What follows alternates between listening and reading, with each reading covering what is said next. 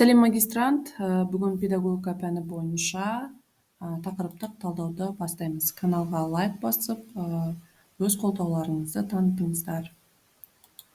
Бүгінгі біздің екінші бөлім педагогиканың теориялық әдіснамалық негіздері. Бұл бөлімде біз нені қарастырамыз?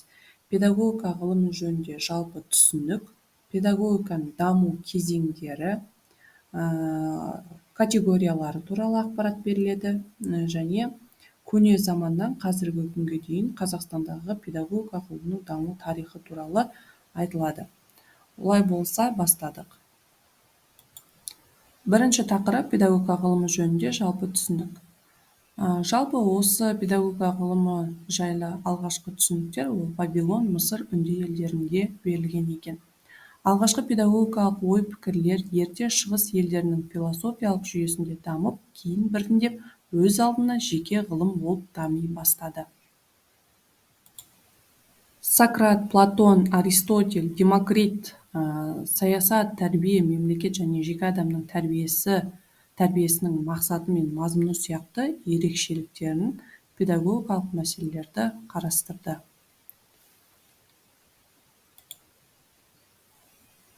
15-16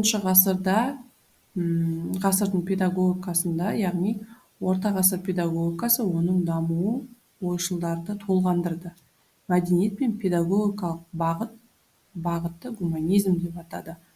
Оған Ребле, Мор, Кампелланы осы гуманизм саласының дамуына үлес қосқан.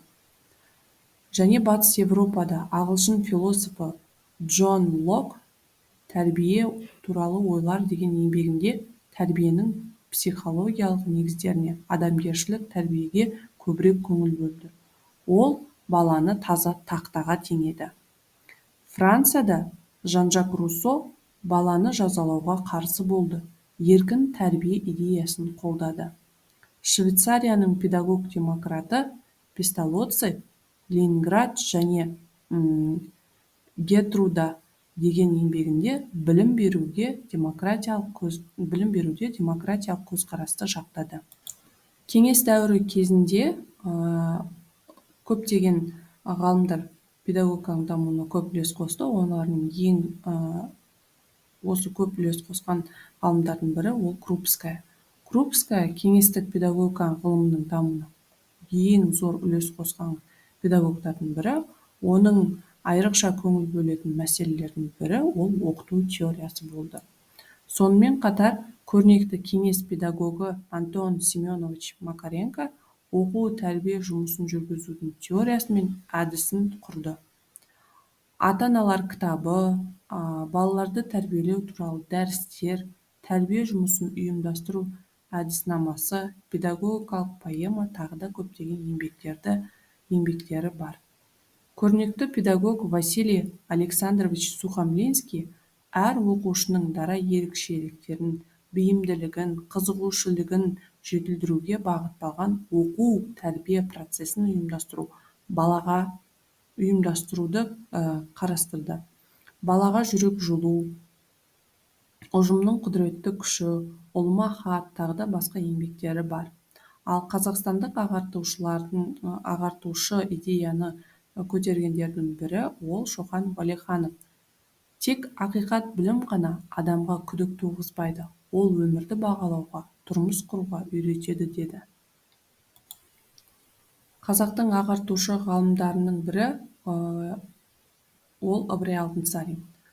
Демократиялық ағартушы бағыт педагогикалық көзқарастарынан айқын көрінді. Ыбырай Алтынсарин Торғайда қолөнер, Қостанайда ауыл шаруашылығы, Ырғызда қазақ қыздарына арнап мектеп-интернатын ашуға зор ықпал етті. Ахмет Байтұрсынов, Жүсіпбек Аймауытов, Мағжан Жұмабаев көптеген еңбектер қалдырды. Бұны менің басқа да видеоларымнан көрсеңіздер болады. Мағжан Жұмабаевтың педагогика еңбегі, Жүсіпбек Аймауытовтың тәрбиеге жетекші психология саласына көптеген құнды еңбектер қалдырды. Сонымен қатар қазақ педагогика ғылымының тұңғыш профессоры Шәрәпи Әлжановтың тәлім мен тәрбиеге байланысты 20 шақты еңбегі жарық көрді. ес және есте сақтау мәселелері, ой мәселелері, дағдылау мәселелері атты еңбектері бар. Келесі тақырып бойынша, яғни педагогиканың объектісі, пәні және қызметі. Педагогика деген ұғым көне грек елінде біздің заманымыздан бұрынғы 2,5 мың жылда пайда болды. Педагогика термині көне грек тілінен шыққан, пайс бала, эгейн баланы басқару, тәрбиелеу деген ұғымды білдіреді.